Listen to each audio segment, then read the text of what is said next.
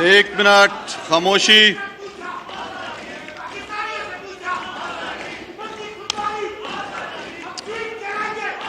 خاموشی. میں نے ایک اہم بات کرنی ہے. خاموشی. جی یہ جتنے بھی گیلریز میں بیٹھے ہیں ان کو نکال دیا جائے گا اگر کسی نے بھی نعرے بازی کی. یہاں پہ آپ پہ تمام پہ لازم ہے کہ آپ خاموشی سے قومی اسمبلی کی کارروائی سننے کے لیے آئے ہیں. یہاں پہ ایز اے مہمان آئے ہیں اور آپ نے اس ایوان کا احترام کرنا ہے. میں نے آپ سے ضروری باتیں کرنی ہیں. عدالت عظمیٰ کے حکم کے مطابق پاکستان کے وزیر اعظم عمران خان کے خلاف عدم اعتماد پر ووٹنگ ہو چکی ہے اور اس کا نتیجہ آپ سب کے سامنے ہے.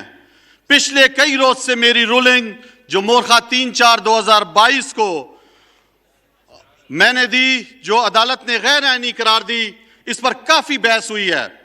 عدالت کے فیصلے کا احترام ہم سب پر لازم ہے، لیکن میں نے جو فیصلہ جن وجوہات کی بنا پر کیا وہ حالات اور واقعات میں آپ سب کے سامنے رکھنا چاہتا ہوں.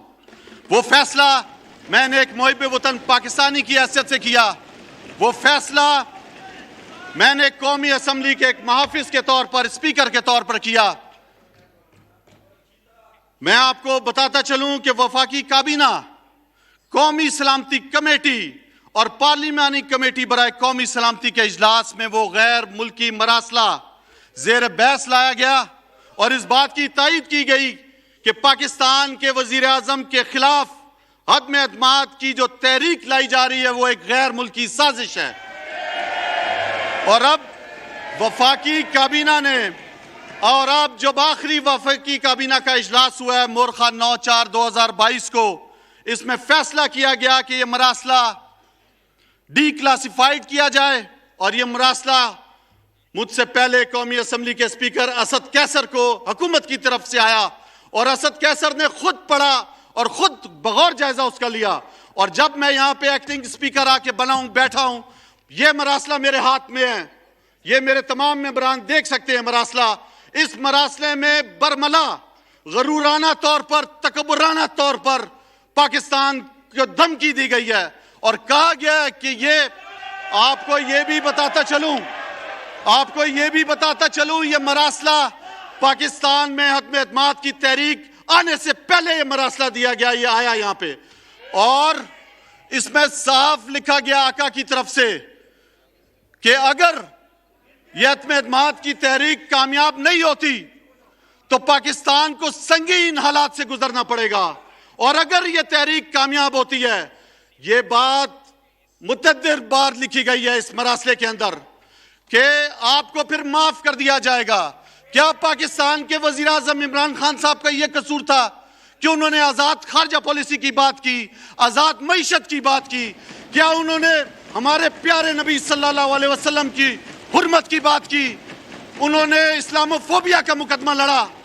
کیا پاکستان ایک آزاد ملک نہیں ہے؟ میں آپ سب سے پوچھتا ہوں آج، کیا علامہ اقبال نے جو خودی کا فلسفہ دیا جس میں قائد اعظم محمد علی جناح نے ملک بنایا، کیا یہ غلامی کرنے کے لیے ملک ہے؟ کیا آزاد شہری نہیں ہیں ہم؟ آج پورے پاکستان کے شہریوں سے میں پوچھتا ہوں کہ کیا یہ غلامی کرنا ہے ہم نے؟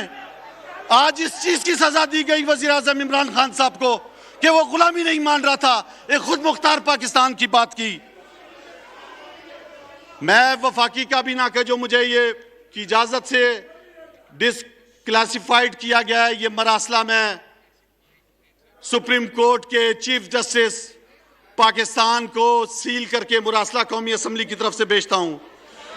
اور میں نے جو کچھ کیا اپنے حلف اور آئین کی پاسداری کرتے ہوئے ایک محب وطن پاکستانی کی حیثیت سے کیا. میں کسی دوسرے غیر ملکی ایما پر پاکستان کی حکومت کی تبدیلی جو کہ قوم کی عزت، انا، بقا کے خلاف ہونے کے ساتھ ساتھ آئین شکنی کے زمرے میں بھی آتی ہے، اسے روکنے کے لیے کیا اور روکنے کے لیے ہر پوری کوشش کرتے رہیں گے انشاءاللہ. میں عدالت عظمیٰ کا جو بھی فیصلہ تھا وہ منوعن تسلیم کیا ہے. میں آپ سے یہ گزارش کروں گا کہ خدا را ہم سب کو اس پر سوچنا چاہیے ایز اے پاکستانی. میرے سے اگر کسی کی بھی دل آزاری ہوئی ہو تو میں اس سے معذرت چاہتا ہوں پورے ایوان سے. میں نے پوری کوشش کی ہے کہ یہ ایوان رول اور آئین کے مطابق چلاؤں. جی جناب شاہ محمود قریشی صاحب.